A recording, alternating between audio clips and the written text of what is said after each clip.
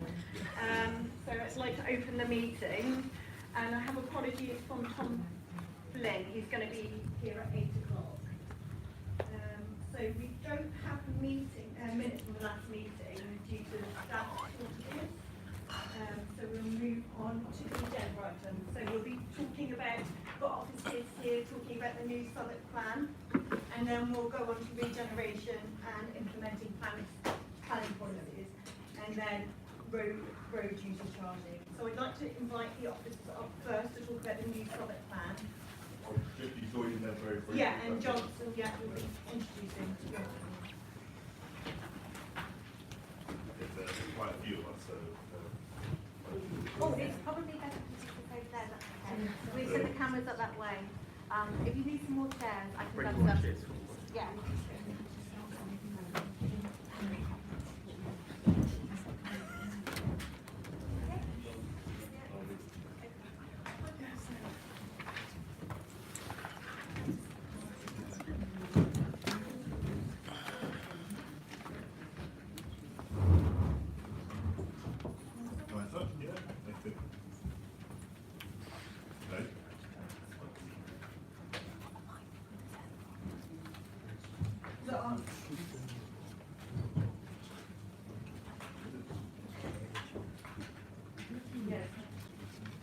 Yeah, we're all doing that.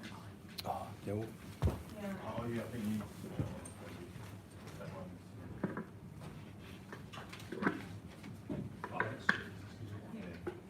Okay, can you hear me? Yes. You'll be pleased to know, is that all right?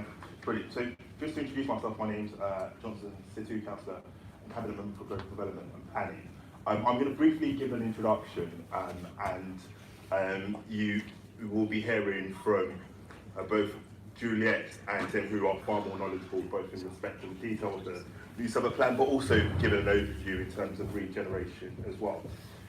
I want to commend the committee for looking into this. One of the key things we've always said as part of the new Southwark plan is that we see it as a living document, and one of the first things we've committed to is an amendment, and the first priority is a new Southwark plan amendment which particularly focuses on the climate emergency. So commend the committee for looking at this. I'm looking forward to some of the feedback in terms of what we can feed into that amendment. So, the new Southwark plan, just to give some context, it was 5 years in the making, a lot of work over those 5 years and a number of rounds of consultation. And if you think about where we were in terms of when the climate emergency was announced, and we declared a climate emergency, it's very much towards the tail end of those 5 years. So just to give you an overview of where, what the new Southwark plan is there to achieve, it guides development and growth in the borough over a 15-year period. So in this specific case, it's from 2020 to 2034, 2019 to 2034. And essentially it sets both key planning policy, but also sets our ambition in key areas such as responding, yes, to the climate emergency, but also responding to the housing crisis we're facing, responding to the crisis in respect of affordable workspace, ensuring that we have enough green spaces, ensuring that we have adequate number of community facilities as well. So it touches on a number of areas. It's quite a lengthy document. Do have a read if you haven't had a chance to read the full document. But it also, we've been able to highlight the key headlines from it as well. So I'll highlight a couple of things that we've focused on in terms of responding to the climate emergency since it's been announced. We have a strong track record in Southwark in promoting green spaces. We've got fantastic parks. We have, I'm not entirely sure the exact figure, but close to 30 green flag parks in the borough. So we've always had a tradition of investing in our green spaces, and we've always had a tradition of investing in cycling infrastructure as well. That has continued in the new Southwark plan, both in respect of identifying more green and open spaces, identifying public both cycle routes and walking routes, so going further in that, but also addressing wider issues such as energy use, such as how we're ensuring that our buildings and new developments are going above the London plan in respect of carbon reduction. So we're setting the trajectory of 40% below carbon below building regs, as opposed to a slightly lower figure of the London plan.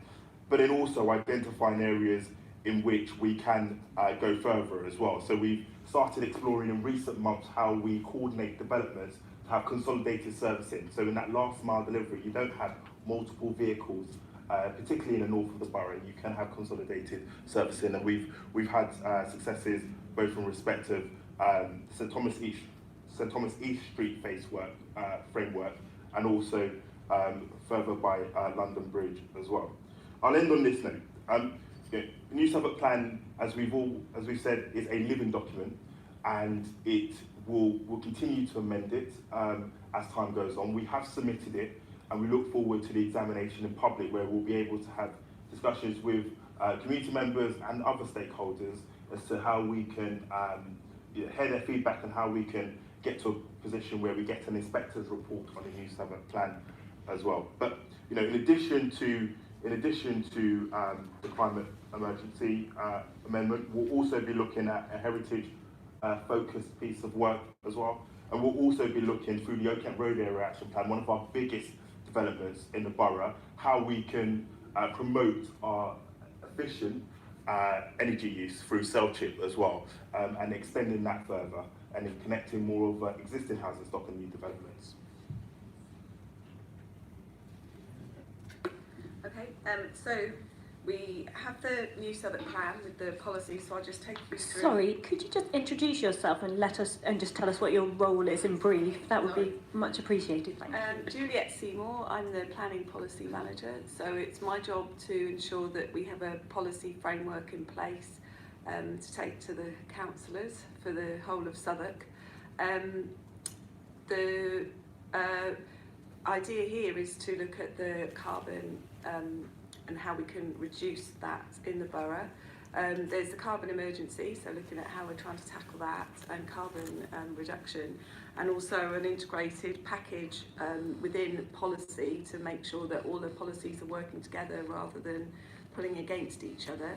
As well as doing the New Southwark Plan, we also do area action plans where we need further guidance for specific areas, and supplementary planning documents where you may have further processes that set out how we're going to achieve the policies in the New Southwark Plan. So that's what I do. Is that okay? Yeah. Okay, all right. So we have a number of policies that I'd like to take you through. The first one is our Strategic Policy 6, which sets out our strategy for climate emergency and carbon neutrality by 2030. So that is saying that the planning policy would like to help to achieve the council's commitments. And then it looks at a number of things which are going to try to achieve that. So looking at buildings, looking at walking, cycling and public transport, and looking at open spaces, trees, biodiversity, and then looking at the natural environment with urban greening and working with local people to deliver the changes, because we recognise that you can set out the planning policy and look at the actual building of the development, but it's also how people use that particular development and how that development is integrated within the place and within the borough that is really important, because even if you have very sustainable buildings, if the way that people use them is really unsustainable, then it's not going to work. So that's the strategic policy. And then another policy which I'd like to draw your attention to is about the sustainability standards and looking at BREEAM ratings. And the purpose of those is to look at industry standards for sustainable design and construction. So these are looking at the buildings, usually non-residential buildings, and there's a process that you go through and you consider applications and whether they have the various characteristics that meet these BREEAM ratings. And so that's another policy, and that's quite technical issues around internal heat generation, the orientation of the buildings, mechanical ventilation, so quite detailed design measures that we look at. Then you've got P69, which is about the energy hierarchy, and also how we deliver the energy hierarchy. So it's looking at, it's the first consideration being energy efficient for our design and construction, And also, even before that, you need to look at where the building is sited, because where it's located, how it's sited and orientated is really important. Then looking at being clean, so having low carbon energy supply, and then the third option is being green. So, and that's a hierarchy, so that's how it's looked at. When you look at how energy efficient a building can be, there's only so far that you can go with the current technology constraints at each stage of the hierarchy. So you're not going to get a carbon neutral building by just being lean and looking at where it's located and the sort of current efficiencies of the design, because the technology isn't there at the moment to achieve that. So you know that you're going to end up looking at all three stages of the hierarchy, but what you need to do is to try and achieve as much as you can at the first stage before you move to the second and the third stage. Targets major developments, so this is about how far we go to try and have buildings with fabric that's more energy efficient than the building regulations at the moment. And so the Mayor says 35%, that buildings need to be 35% more site reduction of carbon than the building regulations. In Southwark, we're trying to push a bit further and have them as 40%. That needs to go to the examination in public in the summer. At the moment, we are achieving 34% on average for all of our major developments in the borough, and we've had a couple that have got up to 37%, and over 70% are achieving the 35% target. So we do know that 35% is achievable, and we are pushing for 40% as well. We can't require 40% because the policy hasn't been adopted. It needs to go to the examination and be considered by the inspector. And then the other bit of that policy is looking at decentralised energy. So how we do that, how we connect to existing networks, and how we look at communal heating systems. And I'm sure that everyone's very interested in that. I know it's a really enormous issue in Southwark. And then looking at air quality, and about how we look at the air quality standards and air quality zones, and how we, again, it's the same approach as energy. It's where you put the buildings, which direction they're facing in, how they're orientated. That's the first thing. And then you start looking at how they're ventilated, urban greening, and different technologies. So it's the same issues, but just a different subject. And then just our general approach to transport. So about how we have looking at the larger developments in the more accessible locations, looking at new developments as destinations, looking at how we get between those without using the car, and having everything focused on walking and then cycling, and making it a really pleasant, enjoyable thing to do in Southwark, which is just has to be our priority. Virtually the whole borough for residential is no car parking, so taking that forward and getting people to use alternatives, and then just talking about some of the more specific projects like the low line and the cycling routes and the walking routes. And we ensure that when new developments come in, that they have to link in with our walking, cycling, low line, etc. And you do actually have to require that, because otherwise that won't happen. And so that's it. So the next steps. Our programme for action is to working as part of the wider council's programme to come up with part of a carbon reduction strategy, and we're doing the planning element of that, and working towards, as Councillor C2 said, in September having an amended policy.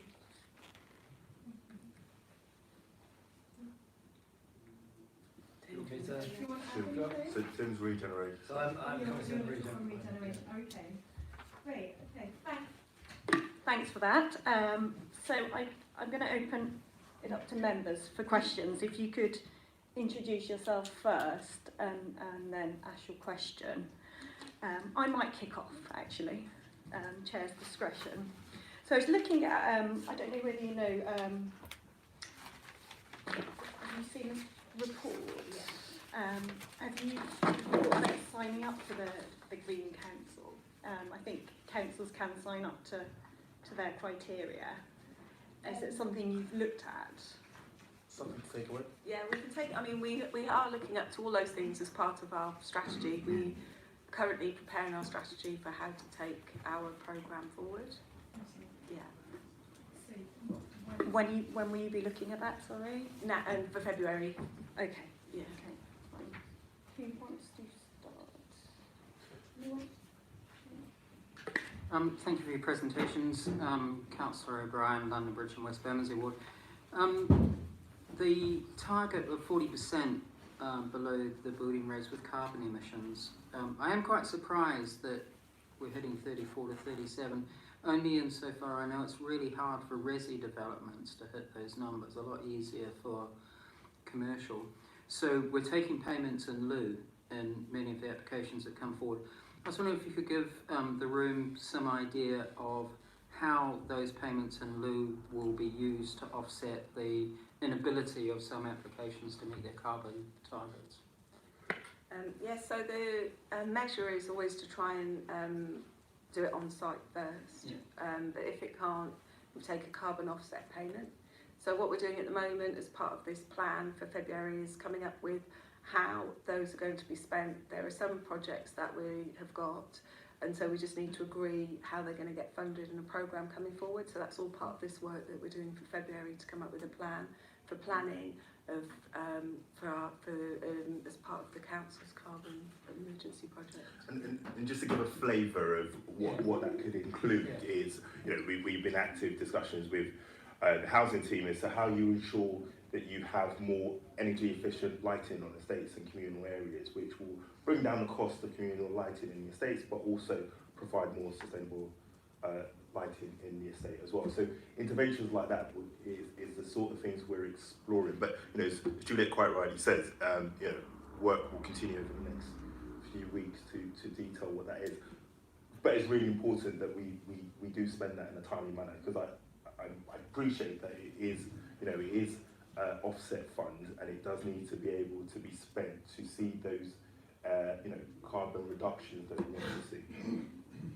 Will you be reviewing the carbon offset fund? Because, you know, the more you read about it, the more it seems a bit like a sticky plaster. It's not actually solving the issue. I'm quite concerned about that. Yeah, we are reviewing it, whether it's enough, and also I mean, we do know that we are trying to do everything on site as much as possible, so that is definitely happening. But then the other consideration is whether the offset fund is the right amount or whether we double it. What do you mean? Double the amount of money that we are asking for. Okay. So that's what we're considering at the moment. And would you consider a carbon rating system? I think it was For one of our buildings. recommendations, wasn't it? That was one of ours in the roadmap. Yeah. And then that's what, you know, ideas Yeah. like that would be really interesting to feed into the discussions we're having in the next few Okay. weeks in terms of, or what does that look like as we look to the amendments? Because we did feed that into the climate change roadmap, Yeah. so I think Richard's seen that and Yeah. responded to it. Well, just while you're here, Yeah, it'd be good to get your views on that. Yeah, And Chris one of our Page did, recommendations, yeah. Chris Page did that, raise that with Yeah. us, and we were having a look at it and trying to work out what that would look like and how it would be useful to people. So yeah, we are looking at it, but I don't have any answers for you yet. That was just last week, I think. No. Okay.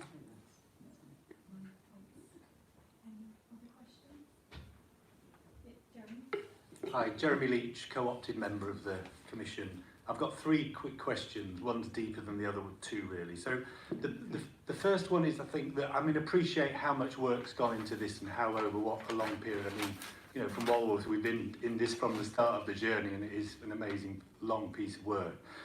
I suppose what's interesting is we've gone through the policies, and then when you start looking through the use of the plan, you get to the development sites, and you just see how much embedded carbon there is in each of those development sites. And what one wonders and worries about is, I mean, some of those buildings, like, you know, one of the buildings on Blackfriars Road, I can't believe that's been there 10 years. I mean, and obviously I know that they won't all go forward, but I'm just really concerned about the potential mismatch between all of those buildings and all of what was built in those places, and then the need to, you know, basically knock them down and huge amounts of carbon then be used to rebuild what's in their place? That's number one. Good question. We have looked at that on a number of estates. Do you remember when we did the Aylesbury, we looked at it when we did the area action plan, and reviewing the amount of carbon, obviously, that was getting embodied carbon when you knock the development down versus the amount of carbon that would get used in the development as you go along, and looking at how many years it would take before the development is more successful as a knockdown and rebuilt development from a carbon perspective than if it just stays as it is. And so that's not part of planning at the moment or the building regulations, but we have looked at that, and we have looked at schemes and how that might work. So that's another thing that's on the list, is it's something whether we should start asking for. You wouldn't be able to refuse the development on that basis, but whether it is part of the conversation that we're having with people right from the start when developers come forward as part of the conversations with the development consultation charter, that's coming up quite a lot in those conversations as well now.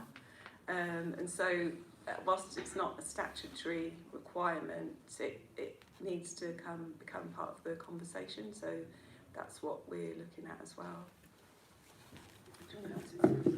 Sorry, yeah, if I could just add to that, Jeremy. I mean that is becoming. Developers are starting to consider retaining buildings more, I think, as well than they were a few years ago. So examples of that are the print works, for example, at Clanard Water, or the old Lloyds Bank building at Lavington Street, or the biscuit factory, which a few years back were slated for demolition, but now the developers are now looking at reusing those buildings. And the same goes for the council as well. So the Maydew Tower, for example, which we're stripping back to the core and then refurbishing. So would that be part of the conversation for the amendment that in due course? Yeah, and it's a very good question, because it was just this afternoon we were talking about this as well. I was thinking about part of the work that we'll be looking at over the next few months, and will be part of that work, because it's a question that will come up very often now, and it's a fair question to ask, and to have answers is going to be really important. Okay. Thanks very much. So number 2 was the Aylesbury Area Action Plan, which across the development looks at 0.4 car parking spaces per household, and I just wonder, I realise that currently it's got a relatively low public transport access rating, but it's over a very long period that estate's going to be redeveloped, and I just wonder whether we really want to go forward with 0.4 cars per household throughout that redevelopment. That's another issue that has been raised within the last few weeks, that we've put on the list of considerations about whether that policy needs to be reviewed, but that would be a member decision. And I think that question gets to some of the points that we have to balance up here, and it's important to recognise this. It's not either or. We believe you can get to a position where you are responding to the climate emergency, but also responding to housing crisis, and also responding to other challenges we have as well in respect of our town centres as well. And doing that in a considered way, which we are planning to over the next few months, is going to be really important. But that will be one of the balances that we do have to strike, and there's no doubt about it. And it's not just, you point to one example, but also there's been discussions about town centres and how you approach town centre regenerations as well. And it's making sure we approach them in a considered way to, yes, ensure that our town centres are thriving places, but also recognising that we need to promote more sustainable ways of doing this moving forward. I appreciate that's not necessarily an answer at this moment, but crucially, I think we're asking the right questions at the moment, which means over the next few months we can ensure we get the right answers. And just finally, in relation to air quality, I think one of the things that's striking me is just how many regeneration areas there are across the borough. I mean, just off the top of my head, the Elephant and Castle, Canada Water, throughout the length of the Old Kent Road, and then key locations such as the Aylsham Centre in Peckham, Morrison Site in Walworth, and then Butterfly Walk. I just wonder, in relation to air quality, where we can start to build in, and perhaps this has to be done through commercial, private sector, the idea of sustainable freight and gaining an expertise around sustainable freight, because the whole, you know, I think we at TfL, Will Norman, in the last couple of days have got a freight innovation fund. I just think there's so much we can start to do to make this, create jobs, reduce carbon emissions, you know, reduce road danger from vans sort of hurtling around the place. I'd love to see a strand, especially along the Old Kent Road, of sustainable freight centres and nodes being starting to be contemplated across the borough. Thank you. Yeah, so I promised I wouldn't talk too much, and now I'm not receiving to talk about it. But absolutely right. And one of the things we've highlighted in the new Southwark plan, which we haven't necessarily touched on too much, is, you know, many have called it a just transition, but how do you ensure that the climate emergency also supports the local economy? How do you ensure you foster growth? How do you ensure that you foster jobs in high sector growing economies as well, and sectors as well? And that's absolutely important, and we've included that in the new Southwark plan. And actually, one thing that we were discussing this afternoon is that, you know, these are challenges, but there are also opportunities for us to be leaders, not just in London, but across the country in these areas as well. And we have the opportunity to be able to do that. So yes, we are grasping that and recognise the points you've just said. Thanks ever so much. It's just kind of to amplify Jeremy's point, really. I think I'd like to understand some of the assumptions that are made about traffic volume and car ownership that kind of underpin and inform the Southwark plan. So if you were going to look forward 10 years, have you assumed that traffic volume will be roughly the same? Is there any kind of sense that, well, actually 10 years down the line, we're going to have done something quite radical in terms of transport? And how much, if at all, has any of that influenced your thinking? All of our policies are to reduce traffic. So that's our whole thinking of how... Is there a kind of number, like by 10%, by 50%, by... We haven't set out a number. What we've done is every policy and every site allocation is based on the premise at the beginning of no increased trip generation. And then we look at servicing and we look at buildings which are not residential and how people are going to get to them and use them. Mm-hmm. And when the applications come in, with looking at travel plans and looking at travel to and from the buildings, it's all based on no trip generation at all. So that's our whole ethos. So we haven't actually set out we want it to reduce by a certain amount, but it's about no cars, no vehicles, and more walking and cycling, and ensuring that we're asking the questions about, right, how big is this building, how many people are going to use it, what for, how are they going to get there, how are they going to get to other places, and just breaking it down like that, yeah. And most of the residential development in the borough doesn't have any car parking allowed, so that will radically change how we have development, especially in Old Kent Road, where, you know, most of it's zero parking, and there's a really busy road there. So, you know, it's how that's going to work. I don't know if you want to talk more about that, Tim. Tim's mainly working on Old Kent Road. Yeah, I should just add, in places like the Old Kent Road, our policy is zero car parking, so virtually all of the schemes which have been approved recently have had very, very, very low levels of parking, just some spaces provided for people with disabilities. And then kind of on the flip side of that coin, what we're doing is working with TfL to try to really change the environment around there to make it much easier and much more pleasant and safer for cyclists to move around the area, for pedestrians and people walking to move around. So we're working on a redesign of the Old Kent Road corridor to introduce segregated cycle lanes on either side, to introduce continuous bus lanes to improve reliability on buses around the Old Kent Road. So we kind of tackle it from both ends. We're also doing a lot of work on the behaviour of occupiers, so trying to encourage them to move to more sustainable kind of business models. So the likes of, for example, DPD, big distribution company. So they've just opened their first all-electric depot up in Westminster, and we're working on them on a similar proposal in the Old Kent Road area. So they recognise that that's the future And that's the only way really that they can coexist with the amount of residential development that's also coming forward in places like the Old Kent Road. Just jump in there. So in terms of Canada Water, I know that there are parking spaces allocated to the new development, and you mentioned Tesco, and how can we work with companies to ensure that they're investing in more sustainable transport? Do you have any plans for that? So at Canada Water, the residential is virtually car free. There's just some development, there's just some spaces for disabled people. The Tesco's did have car parking, but it was half the amount of car parking that's there at the moment. And I think it's around 1,000 spaces. Half of that is in a basement that's being, I understand, is sort of part of the first phase.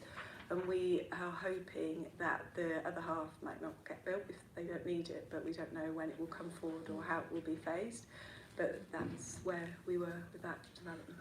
And with that, it shows, it's a classic example of the conundrum in that, you know, we want Tesco to be in the area. Tesco offer a very important service to families. It's been there for a number of years, but they have policies in terms of the set amount of car parking space. And since then, we've met with them a number of times, and we'll be keen to push whatever lobbying power we have. You know, they've got 2 massive stores in the borough, but whatever lobbying powers we have, we would want to push them to also consider their approach to the climate emergency across their portfolio.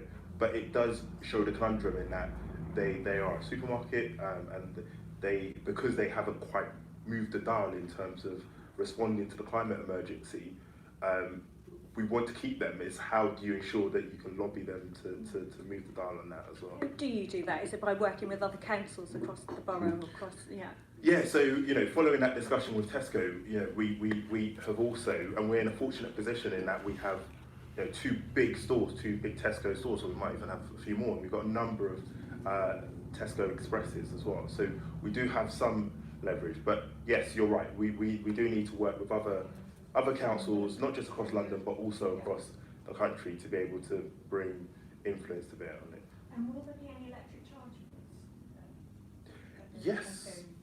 I don't know about the... I'm not sure about Canada Water. Yeah, I'm not sure about the specific development, electric charge points, but we've got them being brought in on lots of lampposts throughout the whole borough. So there's a big programme to do that.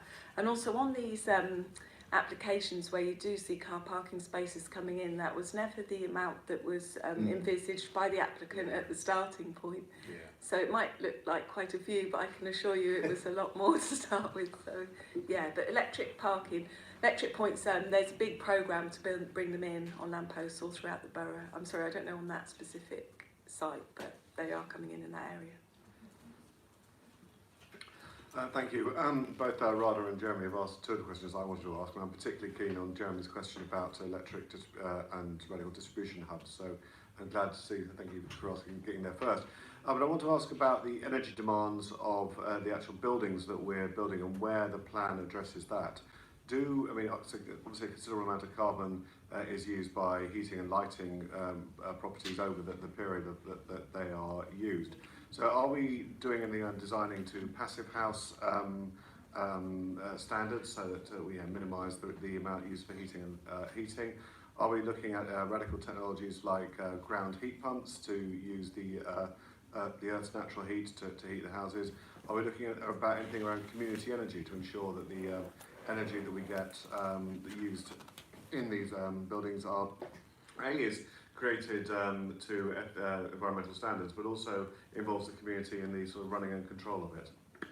Yes, we just updated the residential design standards policy, and part of that was being clear about having more dual aspect, about mechanical ventilation, about, I'm trying to remember all the list, but there's a large list of issues of design about how you... Yes, I just didn't understand if that's what it was, but yeah. Yes, to actually design the each scheme, and so that they will be more energy efficient, so you won't have to use the heating and the lighting so much.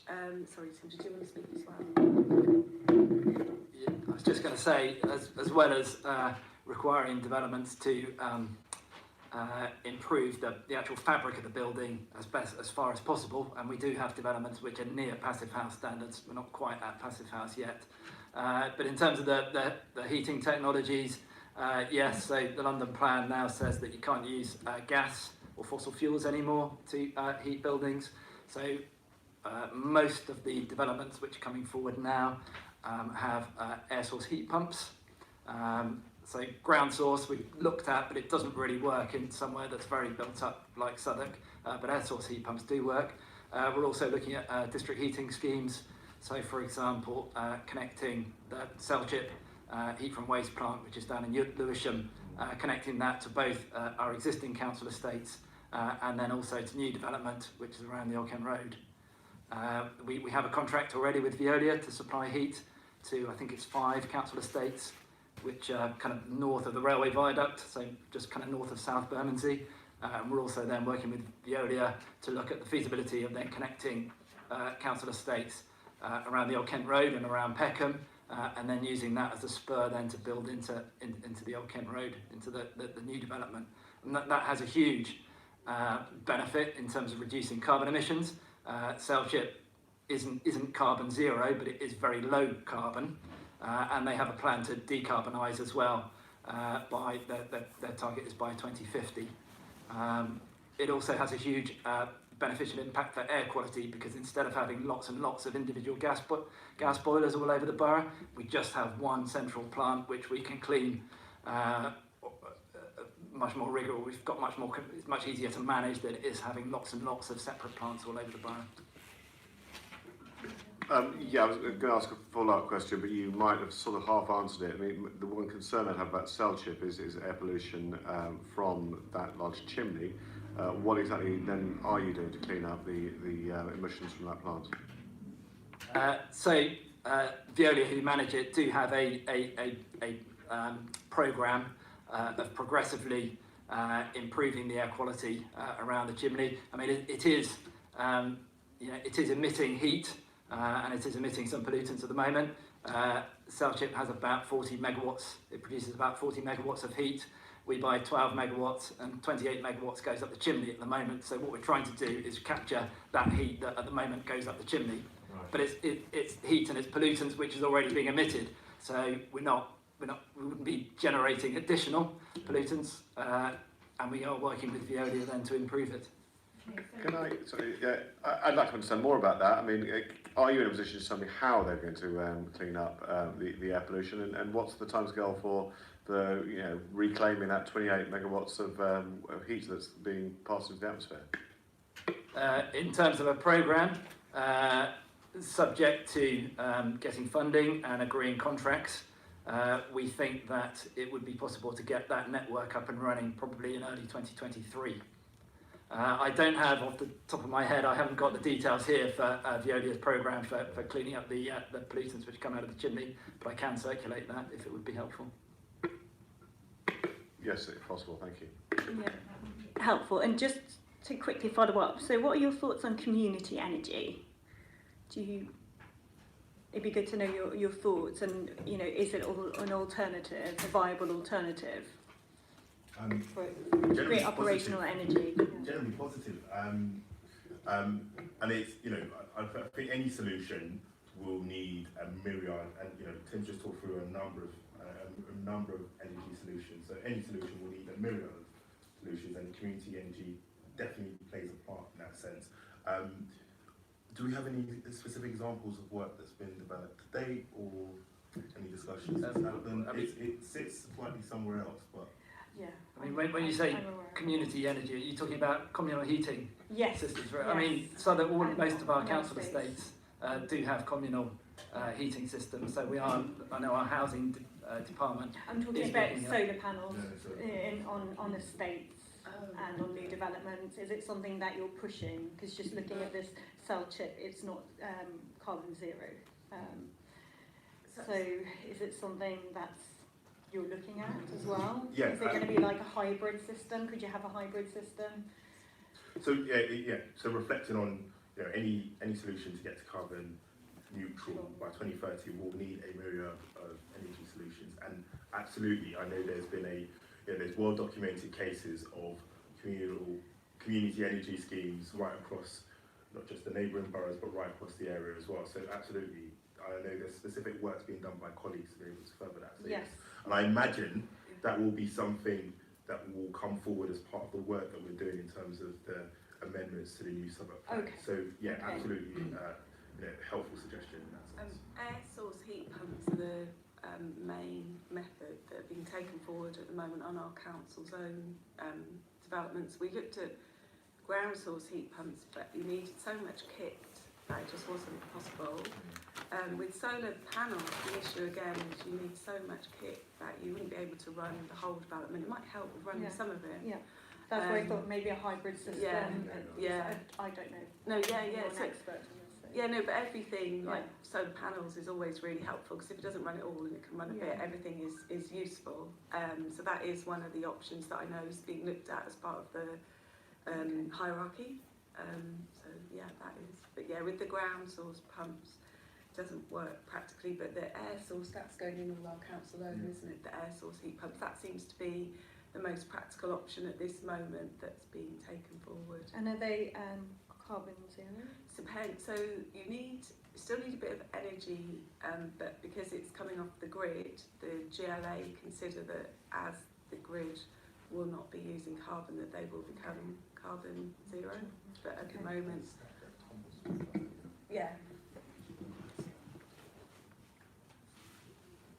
For the For Southwark or? oh yes. Yeah, I mean, it reduces the. I mean, if we were to connect up, for example, council estates to Southwark, then it would reduce the CO2 emissions generated there by 75%. 75%. Is the figure. And air source heat pumps, they're not zero carbon, they're low carbon because they do require some electricity to run them. Okay. Thank you, Michael. Yes, just asking questions on two areas, focusing on kind of like, not necessarily regeneration, but kind of like our push towards having more council homes and more homes, intermediate homes. I mean, one of the two kind of like pressure point of that, and it's a good idea we're having more homes, is the availability of green space generally for local residents. And I'm not talking about our big parks. The big parks are protected from that perspective, but actually small pockets of green space within estates and within block of buildings. It would be really good to hear some thoughts about how you think both the plan and the developments we're having at the moment are seeking to still have a good, significant level of space. I know as we have more residents within those areas itself, are we having less space proportionate to the growth in residents, or are we having the same, or are we having lower? It would be really useful to hear that.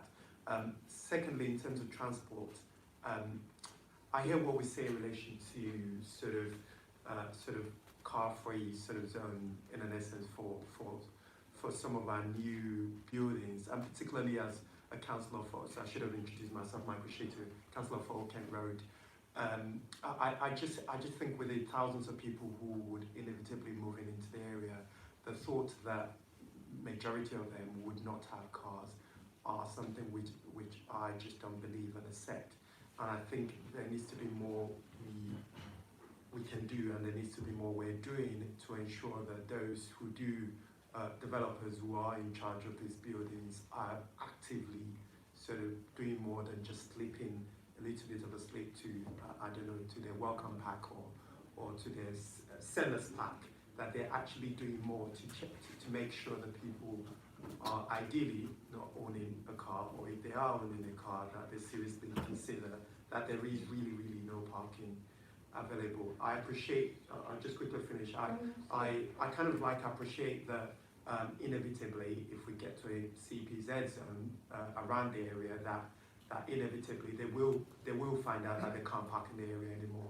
But we don't know how long or when or if that would be the case indeed. And for a lot of local residents in and around such building, it it does become a very, very difficult experience for them and the numbers of people that will start to park around.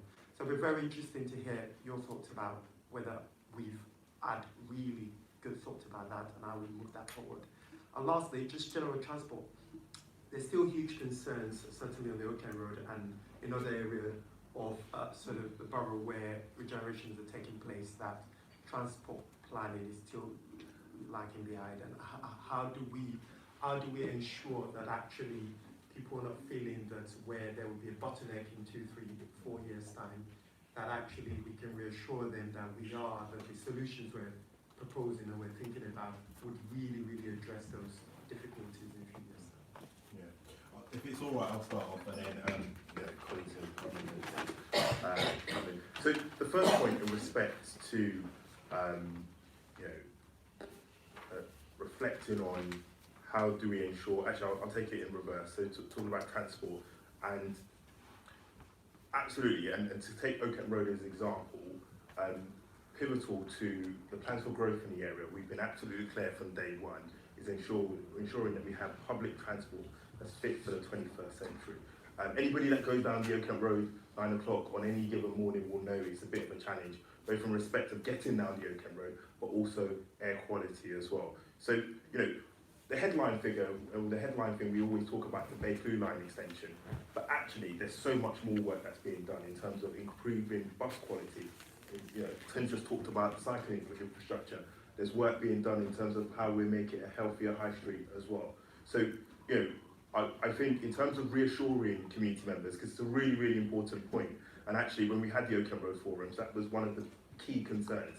It's just reiterating it time and time and again, and being absolutely crystal clear in terms of, well, what improvements will you see in terms of buses, what improvements will you see in terms of cycling infrastructure, and crucially, how do we make it more permeable? How do we make it more easier, the interface between new homes and the Oakland Road? How do we make it more seamless as well? All of which is being identified in the Oakland Road Area Action Plan, and we're reviewing it on a constant basis, and that's something that I feel has been a revelation over the last 18 months, is that we're increasingly, my biggest frustration with planning, and any planning professional will say this, is, often because you're working on evidence base, you're almost responding after the fact, and it's the lag that means that you're not as agile as you want to be able to. And because we've made the new Southwark plan and we're committed to making all of our documents a living document as much as possible, you're able to make changes on a much more frequent basis and be able to respond to the changing environment as well. So in terms of transport, in terms of reassuring community members, we'll continue to talk about not just the headline commitment of the Bay Blue Line extension, but also talking about cycling infrastructure, healthier high street, and also bus improvements as well. In terms of green spaces, open spaces, I talked about the commitment in terms of the number of green flags we have, which is really good and really important. But I guess talking about the Oakland Road, but also talking about Canada Water as well, we often miss that part of the Area Action Plan is not just to the Oakland Road Area Action Plan, it's not just to build more homes, it's to double the amount of green and open space in the area. It's to ensure that that green and open space is accessible to the local community. And we do need to ensure that we're talking about it as much as possible, because it's really, really, really important. We're going further than most local authorities in respect of private amenity spaces, and being absolutely clear in what that means as well. And we've responded to comments both at planning committee stage, but also prior to that point, in terms of how do you ensure that these open spaces are actually user friendly as well, and are used by the community groups that you want to be able to see them used by. So, I think it's really important that we talk about the ambitions that we have, both in respect to the big open park spaces, but also if you look at the Area Action Plan, we do have key commitments in terms of the smaller spaces and those moments of relief in which you're able to, in a built-up environment, you're able to go into those green open spaces. We have an ambition to double it. On Canada Water, we have a significant ambition in respect of green open space as well. And so it's to complement big spaces like Burgess Park and Southwark Park as well. But I know there might be other points that colleagues want to make. It may be worth adding as well that the council, through its land acquisitions, is also seeking to play its part. So within the Old Kent Road area, for example, we recently identified the Frencham Street Depot as a new park. So in the original version of the London plan, of the area action plan, that was identified for new housing, but we're saying, no, we won't deliver the housing because actually the park is the right thing that needs to happen there.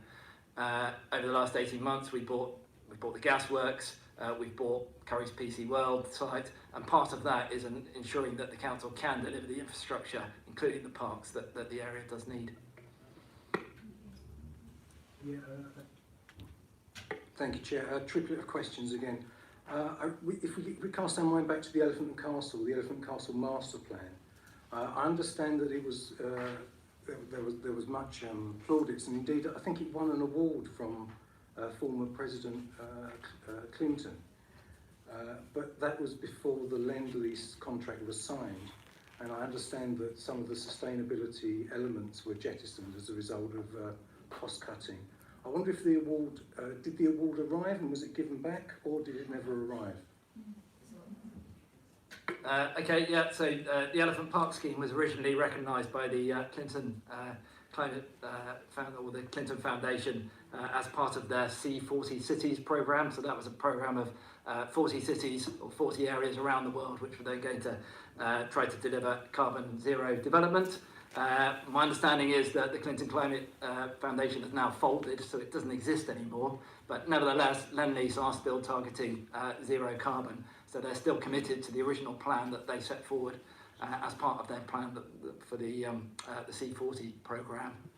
I think it's just, I mean, as part of that scheme, that some of the key things were the energy centre, which was proposed there. So not only did Lend-Lease commit to heating the Elephant Park scheme, but they also oversized the CHP engine, trying to future-proof it so that in the future it would be able to connect to something like 1,000 additional homes. So that's an example of a new district heating system being set up at the Elephant and Castle. They're looking to, the fuel that they're looking to use on that is green gas, so biogas.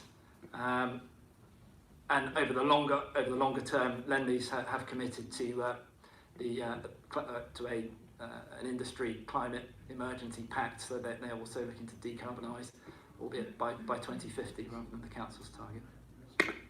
Question 2, if I may. Still at the Elephant and Castle, there was the Strata building, I think, built under a previous administration, and of course that has wind turbines on the roof. Hasn't been a very successful project. I wondered if any lessons from that building, and I think it's fair to say the failure of the turbines, any lessons have been learned from that, which can be used with forthcoming developments in Southwark. Yeah, you're quite right. It is a failure. I think those turbines haven't turned for about 10 years. If they ever turned at all, I think they were tested and then found to be too noisy, and they were then switched off permanently. I think that the lesson which the council and the GLA, whose policy it was responding to at the time, the lesson that we learned is that rather than kind of trying to kind of force developers to go down a slightly kind of gimmicky route, is to the policy was greater flexibility was given to development. So the policy now is that all buildings should be carbon zero, and there's a minimum performance that you need to achieve on site. But exactly how you do that is at the discretion of the designer. So that's through a combination of improving the building fabric, connecting to a district heating system, and then using renewables in that hierarchy. At the time then that was approved, the top of the hierarchy was using renewables. So the developer had to find a way of using renewables, and it didn't work. But I think, yeah, the lesson is that we've got a bigger target now, which is zero carbon, but there is more flexibility for the developer about how they reach that target. That's very helpful. And Chair, if I may, if I could just ask us all to reach for our crystal balls. We've been talking about moving to zero carbon buildings, and that's of course very laudable. I wonder how long it's going to be.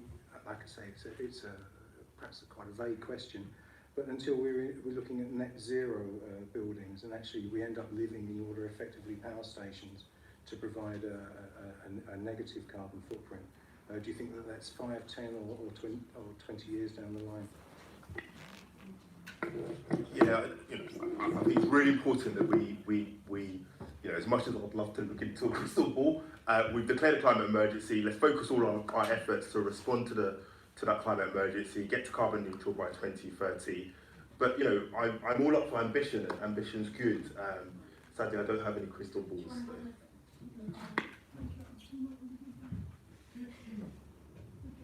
Great, we've just got a few more questions. So, Rana, Jeremy, Richard, quickly. Very quickly, so as you'll be particularly alive to the fact that regen often happens in areas with major... Sorry, Councillor highways Burgess, running. would you mind using your microphone, please? Oh, Sorry. I'm so sorry. Yes, I should do that. I've also got some kind of hardware in my mouth, so it's quite hard to actually anyone to hear me. So regen often happens in areas where we have major roads running through them, like the old Kent Road, and there are obvious reasons why we can develop massive schemes there. But I would personally like to see a commitment in the plan that says, let's look at the air quality in the area, and if it is over legally acceptable levels, then can we make a commitment to trying to bring down those levels within a decent amount of time, say 2 years or something? So the idea that actually, we as a council shouldn't really be building residential places for people with manifestly poor air quality, and what we can do to work with highways and other departments to make that happen. Yeah, I mean, already in terms of what the council is within what's within our gift, through our planning policies, we require developments to improve air quality. So any development around the Old Kent Road should be improving the air quality. And then in terms of traffic, for example, what we can do is work with Transport for London to try to improve that. That's partly through programmes such as the Bakerloo line extension, and really going all guns on promoting that, through promoting cycling, through promoting walking, and then working with TfL on their initiatives such as the ULEZ, such as looking to over the longer term, looking at changing fuel. Yeah, and it's absolutely agree. And reflecting back on a point I was making earlier in terms of actually this is a challenge, but also we can use this as a catalyst to be able to address some of those big issues. And that point very much speaks to that, in terms of we already have policies at the moment that ensure that we're not having a negative impact by new development. But how do we ensure that any new development, for example, St Thomas Street East framework, in addition to looking at there's a new development, while looking at what are some of the big air quality issues there, how do we ensure we have consolidated servicing as well, which is really, really important. So, but yeah, absolutely important that we include that in the working. Thank you. So just very quickly, I just wanted to make an observation that backed up what Councillor Shitu said earlier. I've spent quite a bit of time recently around Vauxhall, and I think what's interesting there is so much construction has now occurred there, but it feels as though there's been no gain for local people, and we're about to start to go through potentially a similar and equally, well, maybe not as equally disruptive a process. And I do think, right from the start, Councillor Williams did say there'd be an investigation of the benefits for local people throughout the duration of the region. And I suppose my worry is pinning all the hopes on the Bakerloo line. I do think there's going to be 10 years of destruction. I do think it's really, I'll get there, I promise. I do think it's really important that we try and, unlike Vauxhall, try and build in benefits that benefit local people before it's all done and it's still awful. Yes, and so it speaks to the point that we were saying earlier, respect of, yes, we talk about the headline target aim of seeing the Bakerloo line extension, but actually what the benefits for the local community go so much beyond that. So it's looking at how we're improving bus networks in the area, how we're improving the cycling infrastructure, how we're ensuring that Santander Cycles goes further down the Old Kent Road, how we're doubling the open space in the area, how we're ensuring that we're providing a dedicated youth facility for the local community, how we're ensuring that a significant portion of the homes built in the area will go to the local community far outperforming anything in the wider area in terms of master plan areas in neighbouring boroughs. And also looking at key other big issues that the Oak Kent Road has, it's got significant issues in terms of both unemployment, but also significant issues in terms of in comparison to neighbouring boroughs, deprivation. How do we ensure we're having jobs, good jobs, that pay the London living wage? We've had a commitment to ensure that this is a neighbourhood which will promote the London living wage, which jobs that generated in the area will pay the London living wage. So, the benefits for the local community will go so much more beyond the Bakerloo line extension, as good as that is, because it has to. And we've been absolutely clear from day one, and we'll continue to prioritise that all the way through. Oh, and of course, local SIL. And, it's really, really important to identify that local SIL will make a significant difference to the area in terms of allowing the local community to be clear as to what they want to see in the area, whether it be more infrastructure in health or well-being, whatever, and then being able to spend it in that area. So, but it's a challenge that we constantly have to reflect as to whether we're achieving. So, on the basis of what we've heard tonight, the interrelationship between the new plan and the declaration of climate emergency is sort of woven through, and all the policies that we talk about in terms of the climate emergency are sort of baked into this. How are we going to keep, both internally and our residents externally, hold you to account that you are delivering that? Have you thought about the way that you will reflect how the new Southwark plan is delivering against the climate emergency, both in terms of saying to the public and maybe holding developers to the fire when they try and cut a corner here and cut a corner there, and backtrack, and also so that we can scrutinise the fact that this is delivering against the climate emergency? Because on a first reading of this document, it seems to be entirely disconnected from the climate emergency. I hear from listening to you that it's not, but I want that link to be considerably more overt and done in such a way that that has smart goals applied to it that we can measure. Yeah, and we've, in addition to the points you raise, one thing that we've said from day one is that we submitted last week. Day one afterwards is working on how we work on that amendment to ensure that we're more in line with the findings of the climate emergency to be published in September. But as you quite rightly identified, there are a number of things within a new Southwark plan which we've championed as a borough for a number of years that we can be proud of in terms of responding to the climate emergency. And how do we measure it? It's a key question. So we have an annual monitoring report, which every year we publish that, which is just says how we're doing against some of our key policy commitments and key ambitions in terms of the new Southwark plan.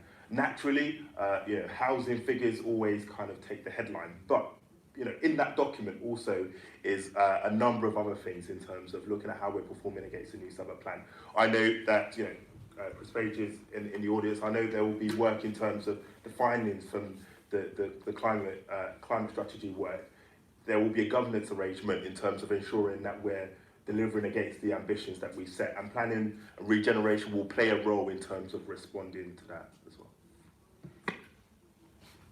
Thank you. I've got another quick question and then we'll get on to the next item. So in terms of going back to carbon offset, could you tell me the proportion of buildings that utilise this to meet their carbon standards? Do you know that? You mean the number of developments that have paid the fund? Yes. I don't know the number off the top of my head, but I can give you that. I can give you that after the meeting. Okay, that but would be useful. I know that I think I said at the start tonight that generally, on average, that we're 35. For all the major developments, we are achieving 34% above building regulations at the moment. So that's what we're actually achieving. And most schemes, over 75% of schemes, are achieving the 35%. But I don't have the exact number that are paying towards the offset, but I can provide that for you. If it, the percentage, that would be great. Thank you. So if we go on to the next item, so we'll be discussing regeneration and implementation of the planning policy with regards to the climate change emergency. If you'd just like to introduce yourself.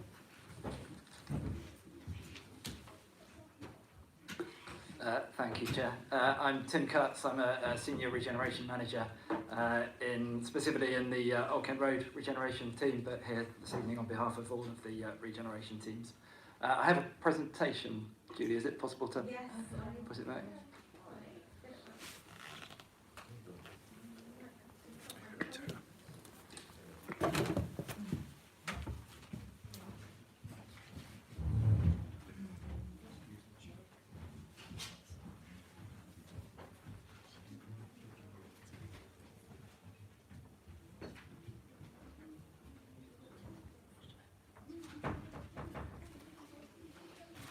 I think I can just start off anyway, shall I? Yeah. While the screen is being set up.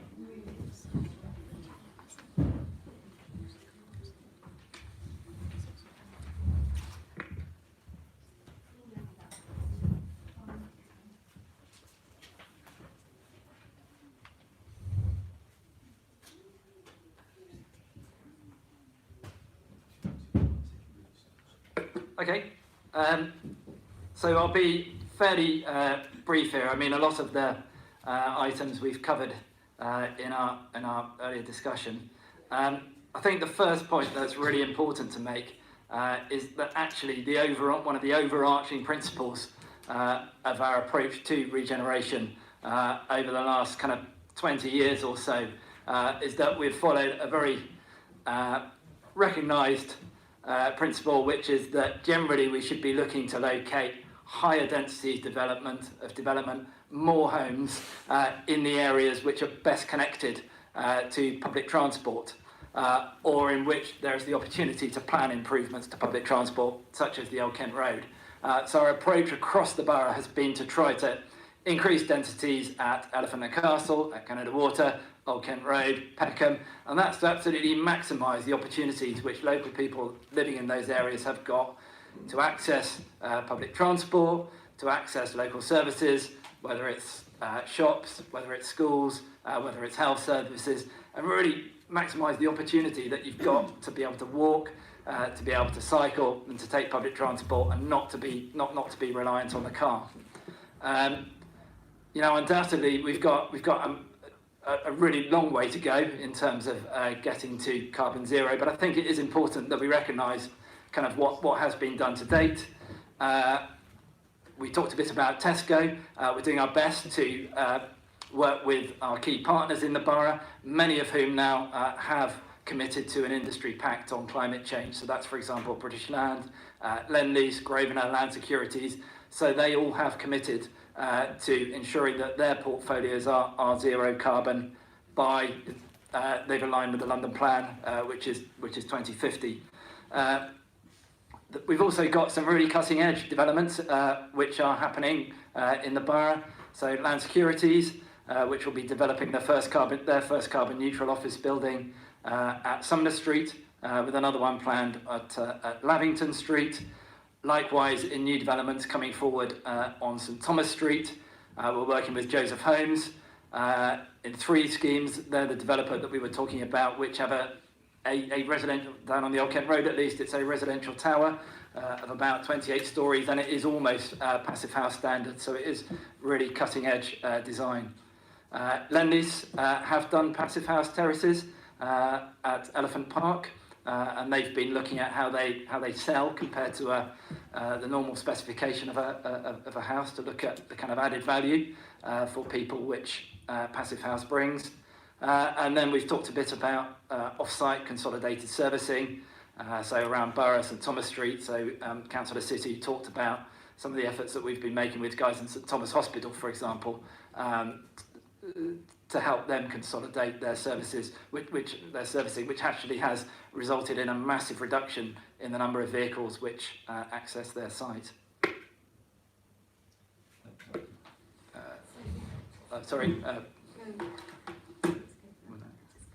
Okay, so if I just run through the kind of key areas of change in the borough. So first off, Regeneration North. We've talked a bit already about the Clinton Foundation for Climate Change and the Elephant Park scheme, the fact that the energy centre at Elephant Park was oversized so that it could connect to 1,000 additional homes, creating a new district heating system in Southwark. Lenley's committed to waste minimisation, so over 90% of materials have been recycled during construction, and that has an important bearing on the level of embodied energy as well, which these developments are generating, which, as Juliet says, at the moment isn't recognised through the building regulations, but I think will become an increasingly important focus over the next few years. Modern methods of construction, including off-site fabrication, we've been really pushing that. Again, off-site fabrication has a huge impact on the number of deliveries and the amount of transport that is used in the construction. So, recent scheme I was looking at, I think through off-site fabrication, the developer was able to reduce their transport trips by about 80%. So that's by building in a factory, or making everything in a factory, and then transporting the materials to the site. Biodiversity, so Councillor Michael Situ's point about the need for new open spaces. So of course, Elephant Park, we've got the largest park in central London for 70 years, and something like 1,000 trees have been planted off-site as well. And the whole scheme, after some toing and froing, and I'm sure some pressure that was put on the council, the scheme was designed around mature tree retention. Elephant and Castle Town Centre. So there's this is the Delancey scheme around the shopping centre. So they're now exploring the potential to connect into Lendlease's district heating system. It has 0 car parking. It involves a public transport upgrade. So it makes the space for escalator access down into the Northern Line, and now also provides a future station as well for the Bakerloo line at the point when it's extended down the Old Kent Road. And then, of course, lots and lots of provision for bicycles. Canada Water, so it's a multi-phase scheme. We did a lot of work with British Land looking at their heating system. Their first phase will provide air source heat pumps, which, as we mentioned, are a low carbon source of energy. And in future phases, they've committed at each phase there to investigate the potential then to link into the existing district heating system from Selchip, and which also, that's the system which connects to some of our council estates. Of course, there's a new park, new public spaces, an upgrade to the wildlife habitat at Canada Water, public transport upgrade, extending the bike hire scheme, and then we talked a bit about the car parking at Tesco's. So Tesco's have a lease on the site, which gives them some bargaining position, which meant we had to compromise. However, I think through the Section 106 legal agreement, what we're looking at is for provision for that to be monitored and then reduced over time as levels of car usage fall. Regeneration South, likewise, we're looking at a networked heating solution, which, like the Elephant Park scheme, is based on green gas. There are new pocket parks and open spaces. The car parking, we have the historic policy in the new Southwark plan of 0.4 spaces per home, as Jeremy referred to, but I think we are looking to work with Notting Hill to try to reduce that because it is really important.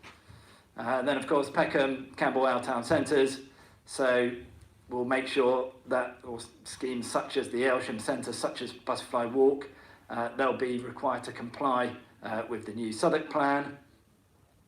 We're looking at reducing car parking, so for example at Copeland Road, the multi-storey car park, of course, is no longer used for parking.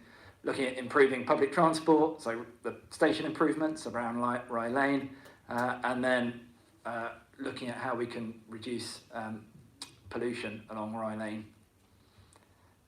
Old Kent Road, I've talked a bit about the district heating connection to Selchip. As I say, we're working with landlords to adapt to different business models, such as electrifying their fleets.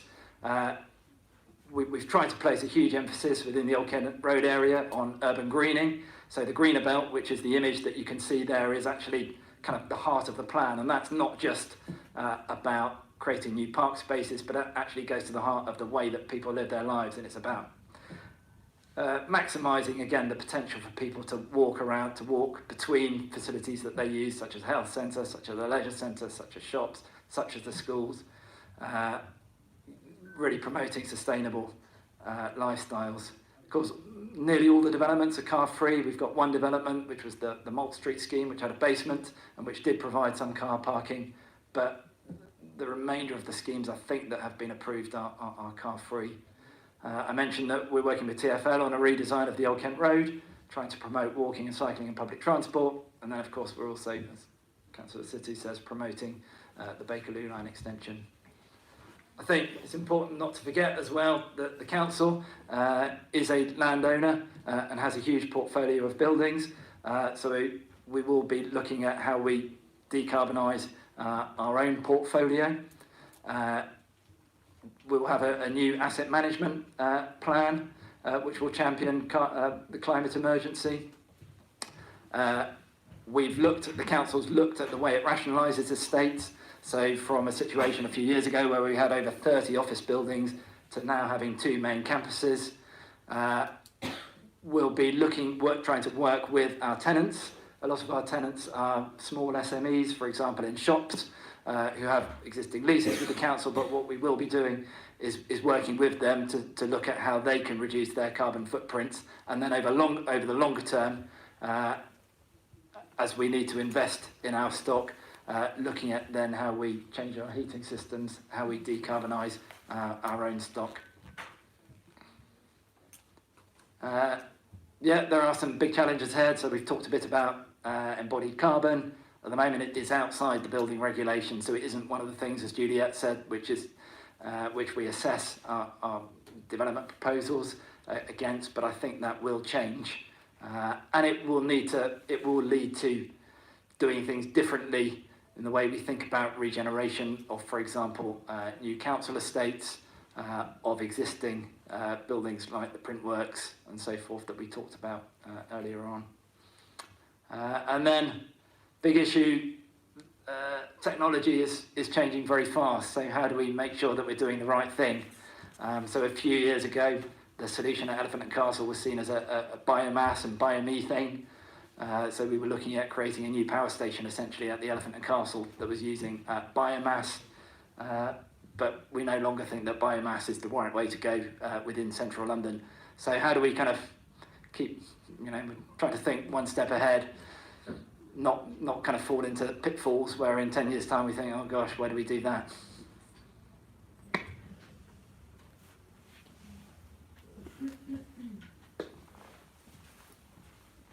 Sorry, that's it. That's it. Thank you. Thanks a lot. I wasn't sure. Rada, do you want to go first? Yes, I was just thinking with all these lovely plans that will inevitably have us all walking everywhere and not needing cars and not using cars. Are there any thoughts around using current car parking spaces for the planting of sort of tree canopy? So in terms of climate change, in 20 years' time, we're all going to be burnt to a crisp just walking down the road in the middle of November. So I'm just wondering about that kind of plan for tree canopy and cover throughout the borough, and maybe using awful things like car parking spaces to accommodate that, rather than the pavement or within developments themselves, but just more generally on every street, so that walking is pleasant and normal.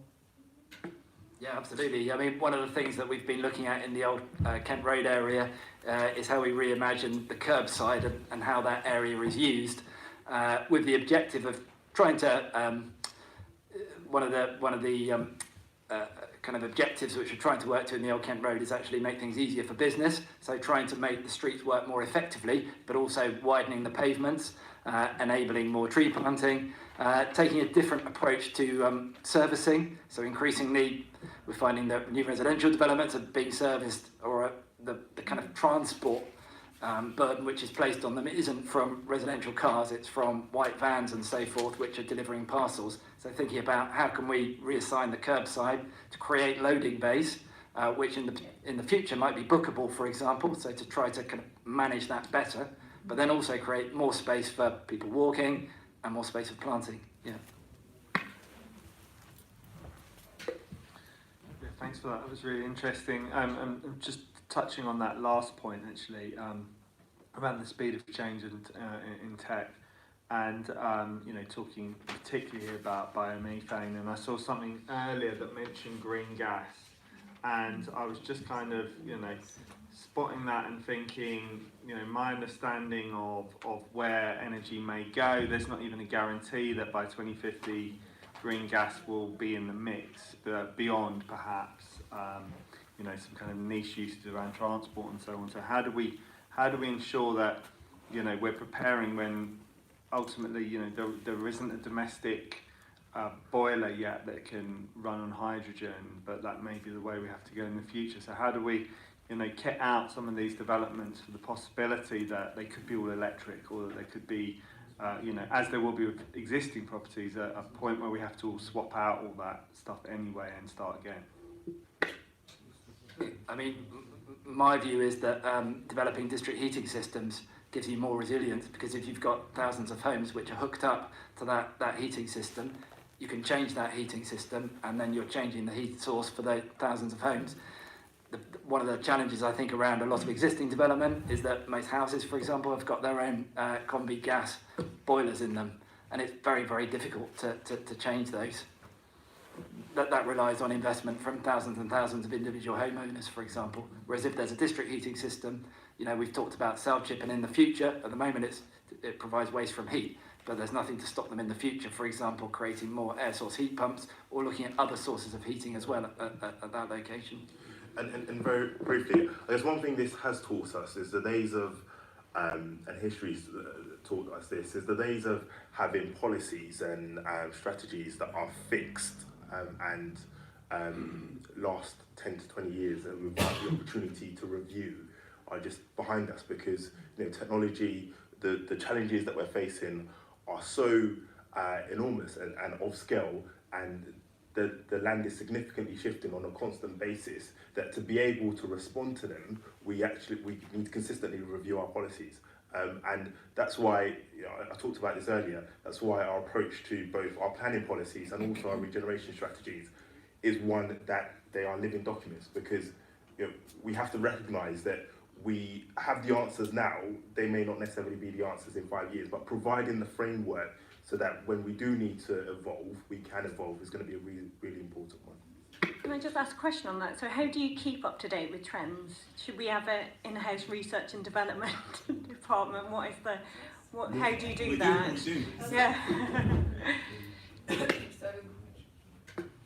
So we've got in planning policy, that's what we do, and regeneration as well. So we're constantly researching, keeping up to date. And what we're now doing is we've got a departmental team which we've just set up with someone from each section within our department, and we're going to be working on preparing these plans and making sure they stay up to date. And we've also just started working with some consultants that Tim's been working with as well, because they obviously don't work for the council, so they're working across councils across the country, and they will be able to, and other companies as well, so they'll be able to keep us up to date, because we recognise that there's no point getting one person as an energy expert in the council, because they'll so quickly get out of date. So we're going to try and work a bit more flexibly like that. Yeah.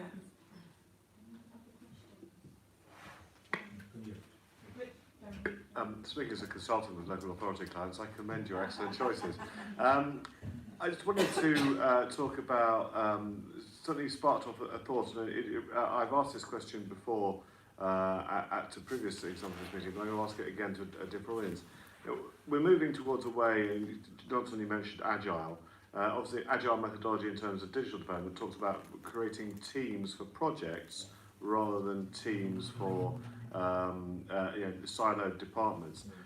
And you sort of hinted at this, I think, with the idea that you are bringing forward. Are we moving more towards creating teams delivering projects, which might allow us to sort of move away from traditional siloed methods of delivery? Yeah, so I've just run 3 agile projects for the digital side of things, and so now we are implementing that for this project. So that's exactly how we're going to be running it, and then working with Chris, who's sort of leading for the whole council. We're a small part of his big team across the whole council. So yeah, that's how we're doing it. Yeah. and we've all been on training, so we know how to do it. Thank you. So I was struck by, on one of the pages of your briefing, it said in Southwark 84% of carbon dioxide emissions come from heating, cooling and powering of buildings. And I suppose what that leads one, and we might, obviously we can't discuss how it's going to be done, but it's almost like the process. I'm just struck by the existing building stock in terms of, you know, private residential, council residential and then commercial. How, between now and 2030, will there be a process to try and address that 84%? Thank you. Yeah, the simple answer is there will need to be. You know, I can talk about the planning and regeneration perspective, but you know, this will span across a number of departments. And in that approach, you know, we talked about Chris, but in our approach in terms of developing a strategy, and our colleague Councillor Livingston lead on this, but in our approach in terms of developing that strategy, we'll have to look at, you know, as you quite rightly say, what does that mean for our existing council stock? What does that mean for policies for new builds? And what does that mean for leverage in terms of our relationship with housing associations, with other partners as well? So, you know, in terms of what that process looks like right now, you know, we're at the exciting point where we're developing that over the next couple of months as part of the climate strategy work, and also we will be feeding both in terms of planning and regeneration, our role in terms of updating planning policy and also updating regeneration strategy. But you know, the next few months are key and pivotal in that approach. I have a question about wildlife habitat. So under the Canada Water Master Plan, you mentioned that you're going to upgrade wildlife habitat. Could you explain what you mean by that and what? I think it was referring to the Canada Water Basin and the plans to upgrade. I can't tell you off the top of my head what that plan is. I can get the details to you if you would like to, but it's a plan looking at the basin itself, I think. And because, you know, I've seen recent coverage about alligators, we can say that there will be no alligators in Canada Water or the OK Road. Good to hear. I was quite concerned when I read that. And with rising temperatures, we have to adjust habitats. I just wanted to open it up to the floor and wonder if anyone has any questions. I know that you asked if you could, you sat there and listened very carefully. Would one of you like to come up? And do you have any questions? I do. I don't know. Just started off. Yeah. Yeah, I just... If you introduce yourself, and if you want to come up here. I'm okay here. My name's Grace, and I'm part of Extinction Rebellion. I had a number of questions from reading stuff before I came. Now I have more questions after seeing what you've put out, because one of the things I was going to ask about was how you're going to learn the lessons from previous developments about developers making promises and then not delivering on them. But your presentation has actually made me really concerned, because you've put across a presentation that repeated the nonsense about the elephant development getting a climate award. All of that was based on the elephant development, the Haygate, having a 100% renewable energy power plant in it, which Lend-Lease then just dropped, not because it wasn't viable in terms of technology, and I take your point about the technology may have moved on from those plants, but that wasn't the reason. It was dropped because of being financially unfeasible, and there was nothing in the contract with Southwark to stop them doing that. All they had to do was switch from 100% renewable energy plant to 100% carbon offset payments. They just was a straight switch, a straight buyout of all their carbon, their climate commitments. And so why that's still in your presentation when they actually only have 3% renewable energy on that scheme now, which is incredible. If they can't afford to do it on a multi-billion-pound scheme like that, when's it going to be done? It had a knock-on effect on the new development in the Elephant Shopping Centre, which is now 1% renewable energy, which was also supposed to be 100% renewable energy through that new biomass plant. And again, in your presentation, you've just repeated the promises they made rather than saying what the council has learned from the fact that those promises were not kept. You put in the lie about it being the biggest park in London in 70 years. That's been exposed a number of times now. You must know that that's not, even Lend-Lease don't say that anymore. It's a lie. It's not even the biggest park in Southwark in the last 70 years, new park. I'm just saying it's very concerning that this stuff is in this presentation. Thanks for your questions. Can you, I'll come back on that, Grace. I think at the heart of your question is saying, how are we ensuring that we're learning the lessons from the past? And I take on board what you said in respect of the presentation. But to reassure you, and I know that you have had a number of discussions with colleague Councillor Livingstone on this, but to reassure you, in terms of how we're learning the lessons, it's been absolutely clear in terms of our planning documents, and this is slightly different from any contractual discussion, not to talk about specific examples, but being absolutely clear in our planning documents and planning permissions what any particular scheme has signed up to. And through the amendment to the new Southwark plan, we'll be able to amend our new Southwark plan to be even more stronger in respect of responding to the climate emergency. And that's how we're learning the lessons. I appreciate it's not perfect at the moment, but it is very much learning lessons of how what's not gone as good as we would like in the past and how we improve it for the future. It's a specific thing, because you used the word, we're going to be more flexible with developers. We're going to allow developers to be more flexible, because in the past we said they had to have this X amount of renewable energy, and that we're going to have more flexibility in how they meet the zero carbon targets. There was I'm saying that was, but the point is, you're making no distinction in the new plan. You're still making no distinction between meeting the targets by actually cutting carbon, or meeting the targets by paying X amount per thing. So the more flexibility you give them, the more scope you have for developers simply to pay to pollute, to give cash for carbon, which is we're never going to reach the targets unless these targets are genuinely going to tie developers and new developments to reducing actual carbon, not just promising to pay it off or offset it. So two very quick points. Juliet will be able to come back on a couple of things in detail. But there's two reasons why I will have to recognise the points that you make, but actually disagree in many ways. Firstly, we said that we are going to be reviewing the carbon offsetting payment. So being absolutely clear, this is not a you can pay to get out of it. We're absolutely clear. But then secondly, and more importantly, we're absolutely going further than the London plan in respect of the reductions that we want to see on building regs as well. So that's two key areas that we are saying we will go above and beyond as to what both the London plan is doing and pushing developers to go further on it. But I'm not sure if Julia wants to come. I just wanted to make the point that you are right about looking at having it all on site rather than a payment, and that was one of the things which I talked about, which is what we're looking at for the revised policy in September, so that we will be strengthening the policy to have the carbon reduction on site and being stronger on that, and that is one of the things that we're looking at. And that's what I was trying to, I'm sorry if you didn't hear that, but that's what I was saying earlier, was we do recognise that needs to be stronger, and that's one of the things that we are going to be bringing in. So yeah. Thank you. And I just wondered if you could, because we need to go on to the next agenda item, so I'm just wondering if there are any opportunities for groups to feed into the consultation. And Absolutely. There will be an opportunity feeding as part of the new Southwark Plan amendments, but also I imagine any work that's looking at the climate emergency and our response to the climate emergency across the council, I imagine there will be opportunities for groups to feed in there as well. yeah, and this commission has recommended a citizens' assembly, so we're waiting to hear about that, and there will be a climate change conference on the 21st of March, so I hope you'll come along to that. Sorry, had your hand up. One last question, and then sorry to rush you, we must move on to the next item.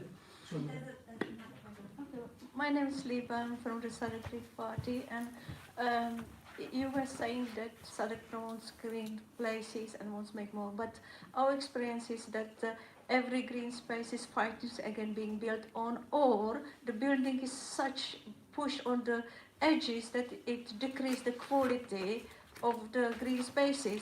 For example, Burgess Park. Yeah, what's happening around the Burgess Park is all the tall building popping up, and on the south side where the shadows will completely decrease the quality of any enjoyment in the park, and I'm sure it's around all the park. What do you would say about that?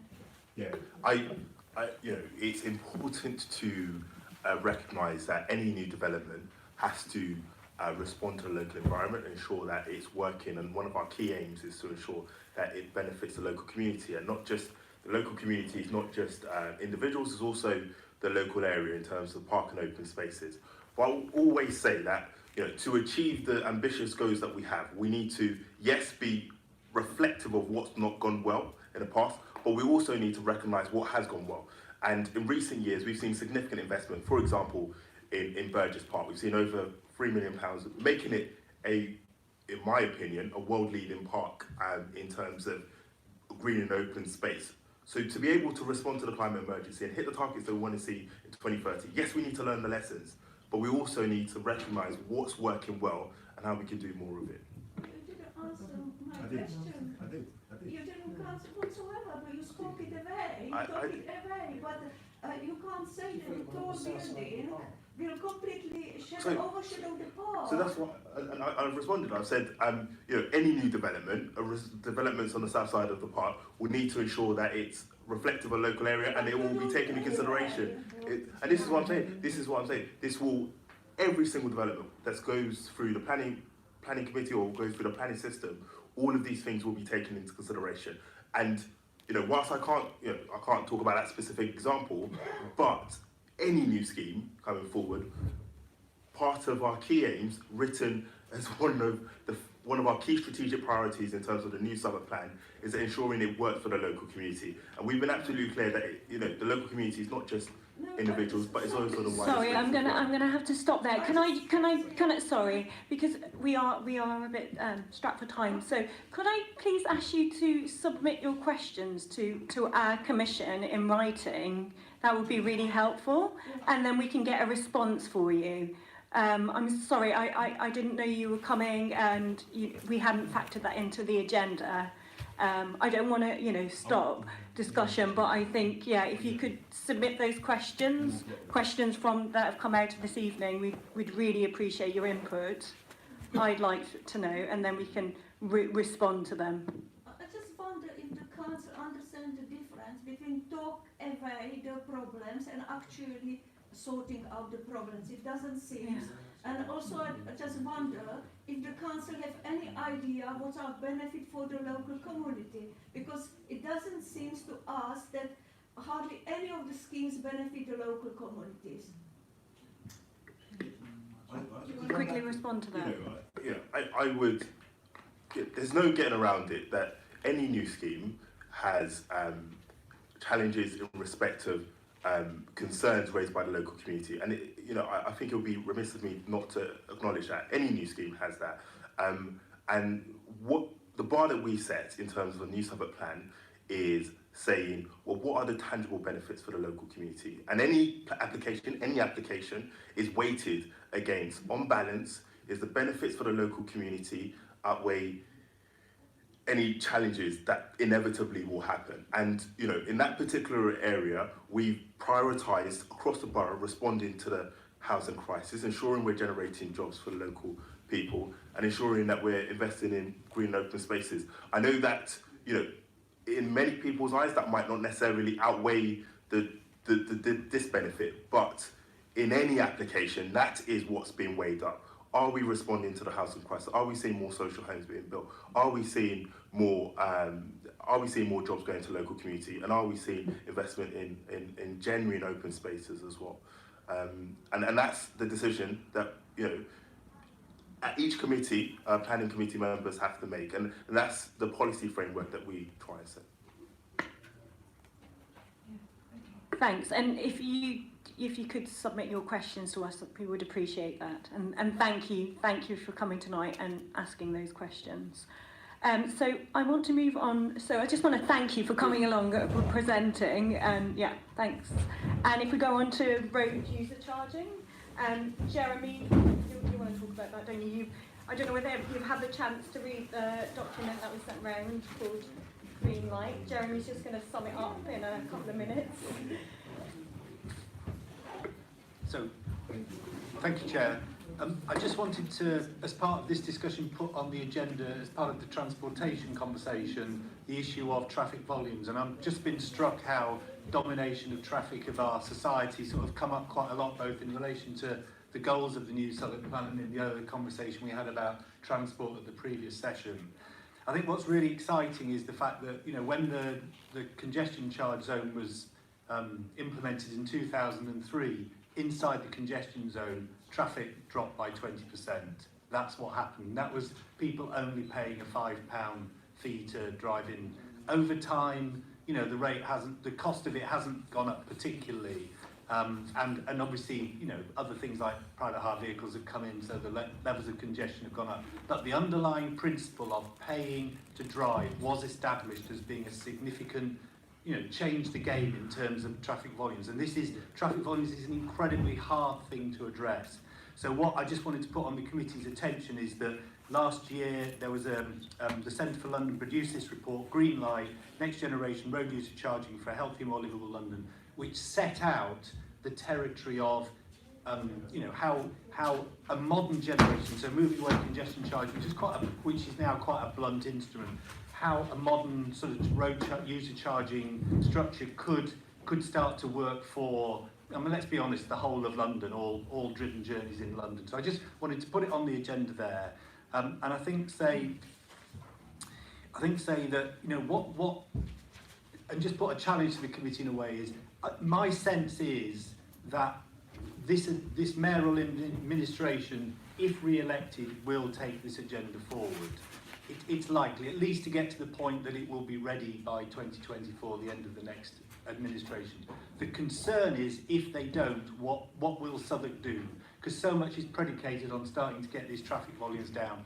And I would say, just again, to put it on the agenda is, 3 boroughs are looking at the idea of local congestion charge. So Camden, Hackney, and I know they're different from the City of London, but, you know, pretty significant. So 3 boroughs are starting a conversation of, if this doesn't go forward, what can we practically do? So, and I'm not completely sure of the law of this, but it is possible to start taking this forward. And I just wanted to say it's something that's really important, because it starts to break the knot of where you can't have less traffic on main roads, you know, and that's the trouble. We've got to get to that point where we're not going to get these improvements. Thank you very much, Chair. So we've got a couple of questions. Richard, then Roger.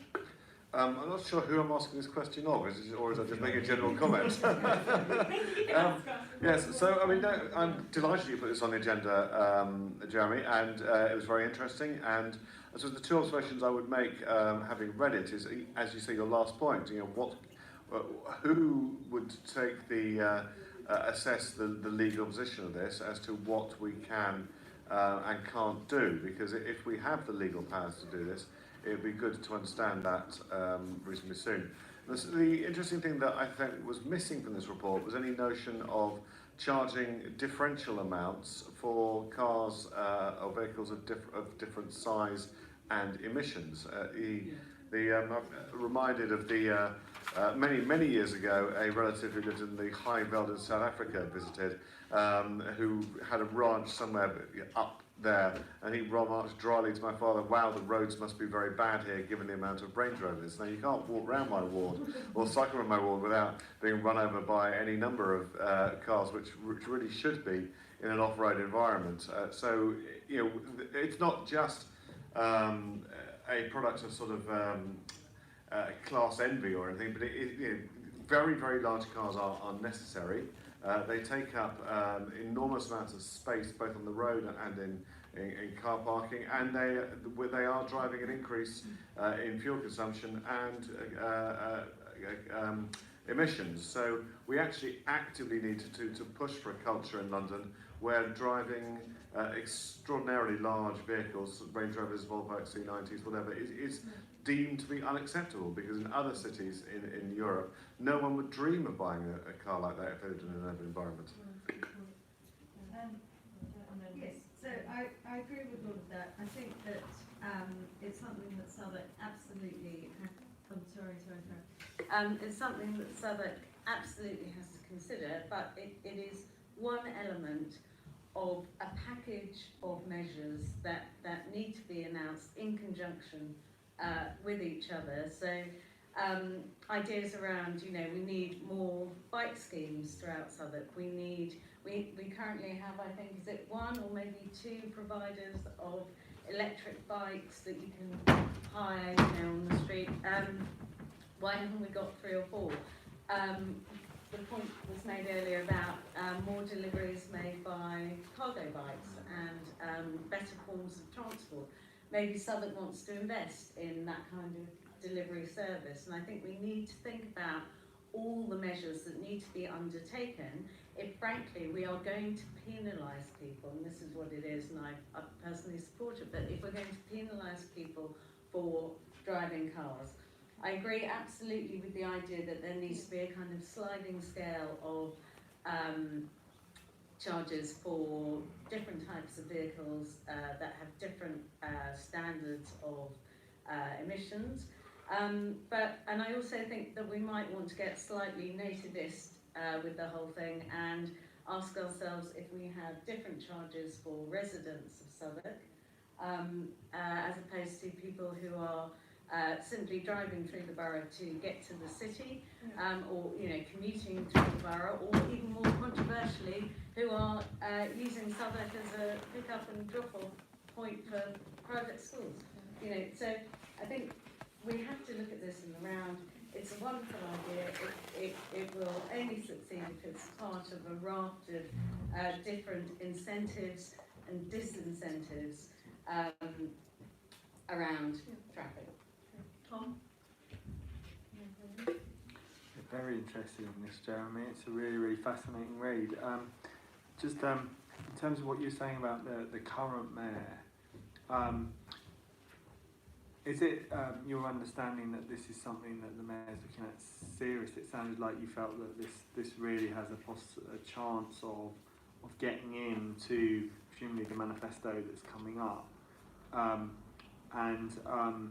I mean, I'd like to talk to you outside here about some of the ways, from a party political perspective, that we can, those of us in the same party city can feed in and have opportunities to feed in coming up, and that we can make our voices heard on that. But in terms of the balance of, you know, if the mayor has a set amount of time or political capital to be doing something on roads in London, what do you think the balance is between doing something like this and being, you know, to be blunt, openly hostile to vehicles in London and making it very, very difficult for people to drive in the first place?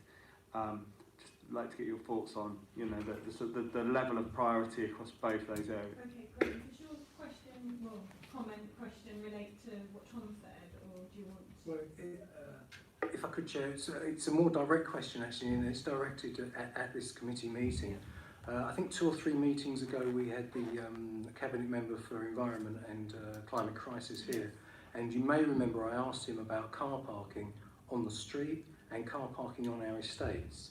And as I remember, I may be under misapprehension, but as I remember, I was assured that this committee would be given a response to that.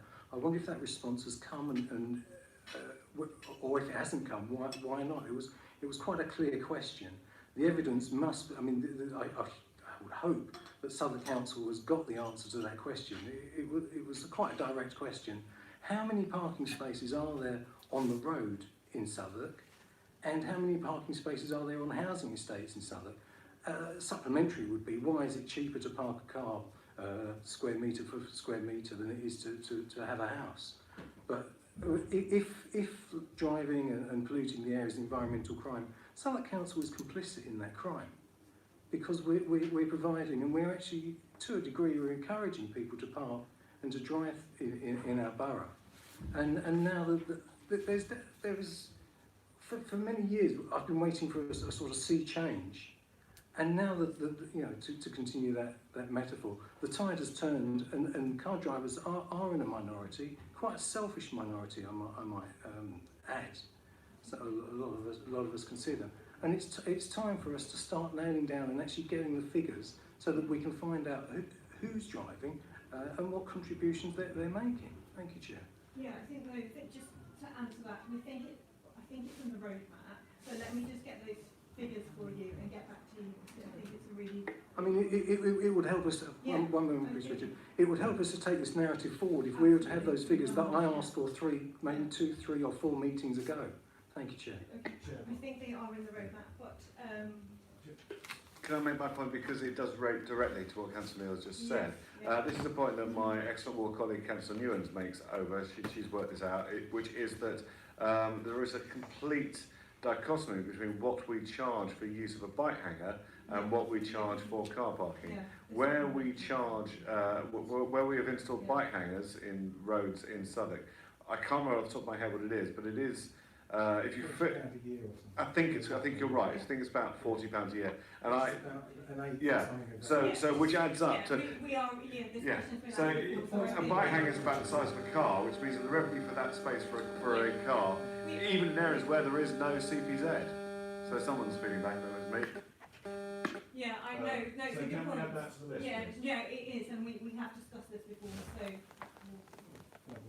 yeah, right. Do you want to? Thanks very much, Councillor Flynn.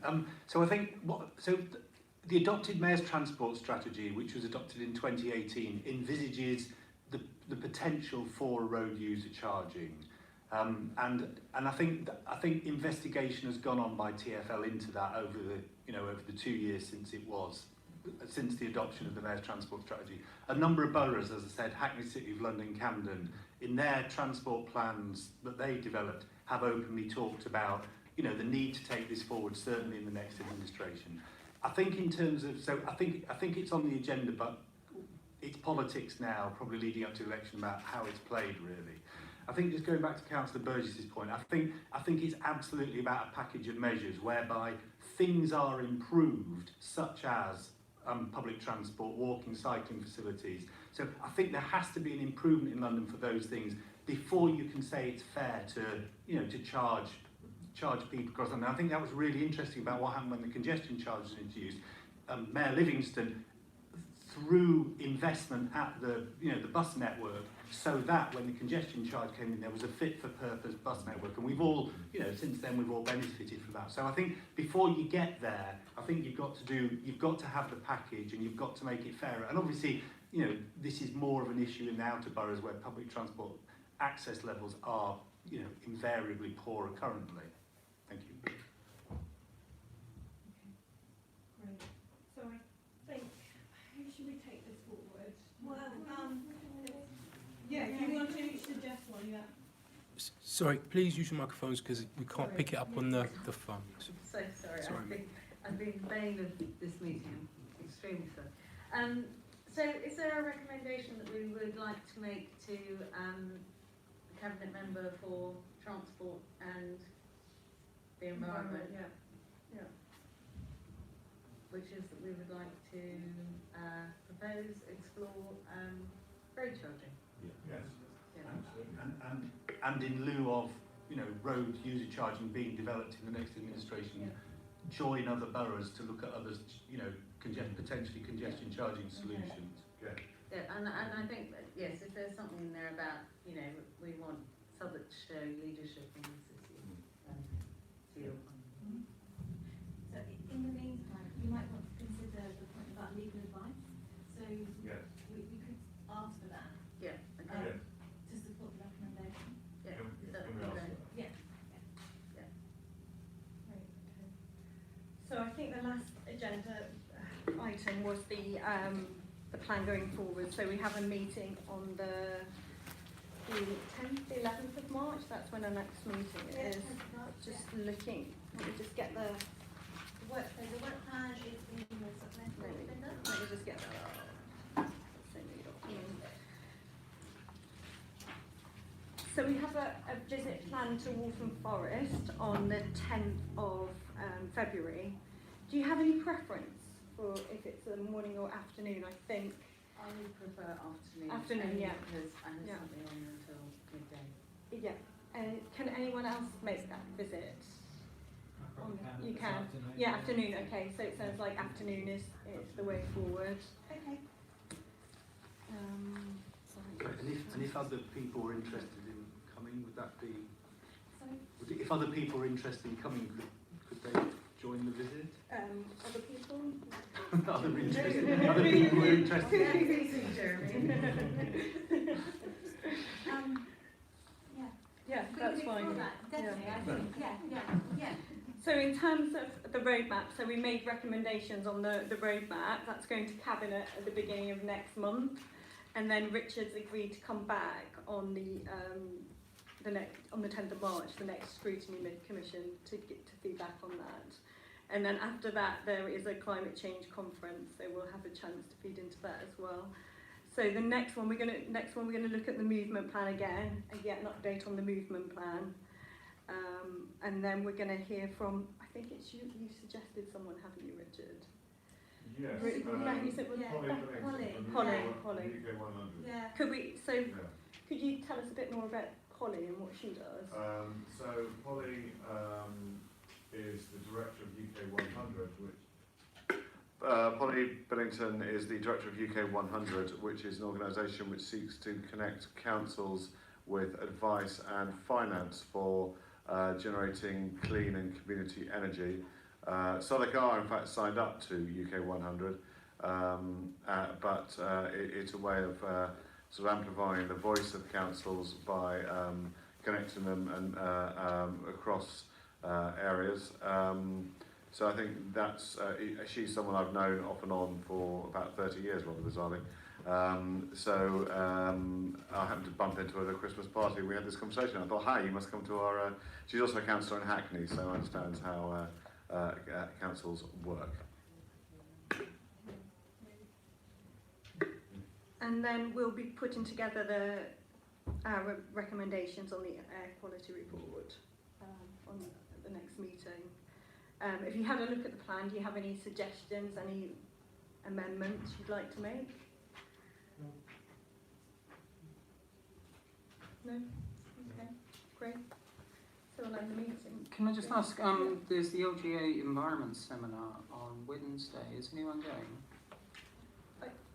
The LGA? Yeah, in Smith Square. Is that on Friday? I've got it down for Wednesday. Oh, okay. Okay. That would be interesting. Maybe you could send some information around that. Is that okay to run to the committee? Okay. I think it's fully subscribed.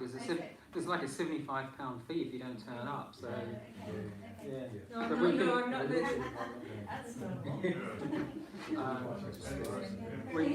Yes, I am. So maybe you can I'll give you a quick report. report Yeah, that back. would be great if that would come Yeah. to the next meeting. And if you've got any information to circulate, then I can send it around to the committee and I can publish it as well. So Okay. maybe you can send it over. If you want to drop Councillor Morris a quick email, she's the one that's press gang people. Okay. She's speaking. Yeah. Oh, she's speaking. Okay, that's nice. Okay. Okay, great. Okay, thanks very much.